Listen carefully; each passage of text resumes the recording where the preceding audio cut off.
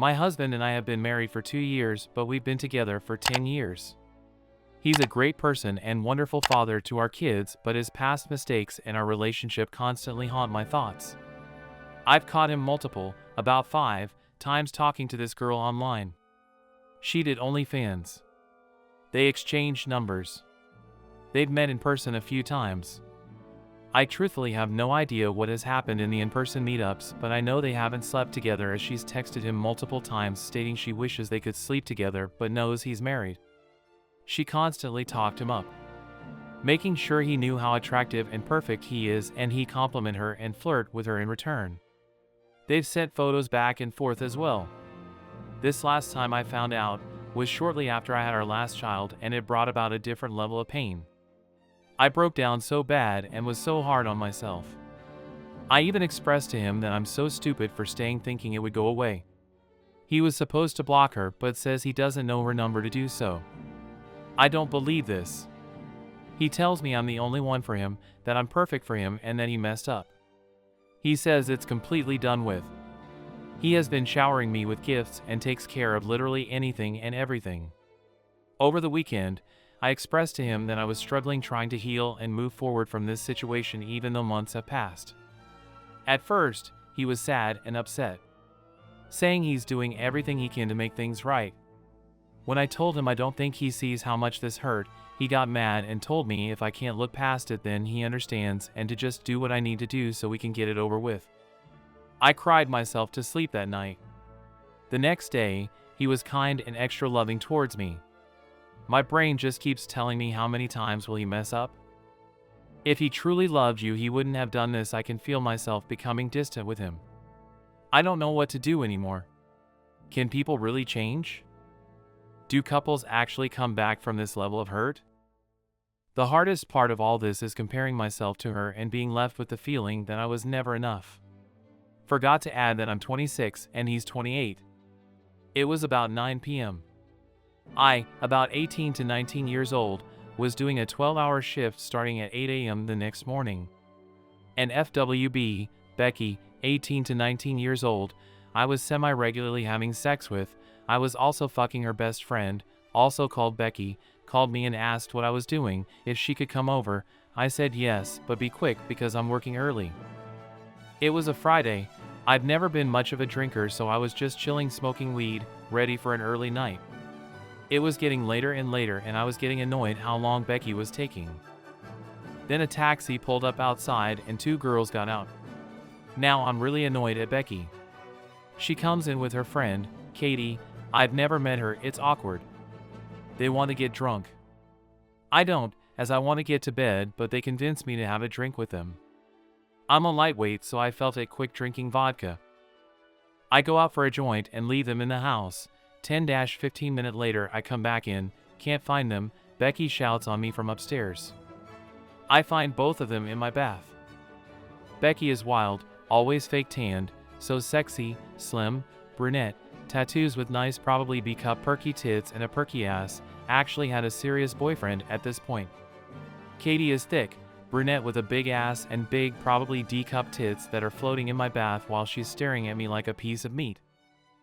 I think Becky wanted me to get in, as a week or 2 before she had ridden me in the bath, we both came at the same time. It was the best sex I've ever had to this day, but I wasn't even going to try as I just met Katie even if she was now in my bath with her tits out. Next thing Becky jumps out and says let's all get in the shower. So I get in with them. I start touching Becky's pussy and ass. She'd obviously been telling her friend about me by the eyes she gave Katie when I got naked. Next thing we're out of the shower and into my bed. I'm taking turns on them, spanking them. Becky kept getting annoyed when I was taking too long fucking Katie. Then Becky sits on my face while Katie rides me. No condoms, came in both of them. At some point I fall asleep and I wake up the next morning with Becky doing her makeup on the floor next to the bed saying I don't like watching my 2 friends fucking each other while Katie is still on top of me riding me with her tits in my face. Then we all got a taxi. I fell out the taxi and stumbled into work. Picked Katie up that night to go for a drive. She told me I'm not usually like that and sure, Katie. I had just fucked her all night and she had watched me fucking her friend after meeting her less than an hour before without kissing, cuddling, or even speaking to her. I have read so many similar stories, so wanted to share what happened to me last year.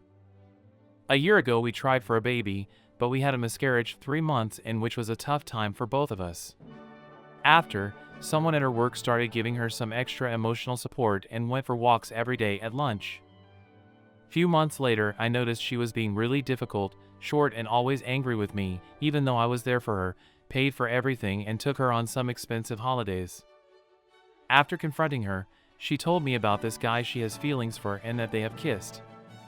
I read her phone a few days later, and she was messaging him even when we were on holiday and being all loved up with words like twin flames, etc. Pretty sickening. I was devastated, but we decided to give it another go, as long as she cuts all ties with him. She was happy that we were having a reset. The relationship was good for a while. 6 months go by, and I noticed she was being horrible to me again, so I said to her that I do not think things are working and we should break up. A week later, she tells me that she tried to give him up, but they slept together multiple times in their factory, in the park where they go for walks, and preformed oral on each other. A lot of this happened while I was abroad for work. I left the house that night and moved out 2 weeks later. She has been begging for me to come back since.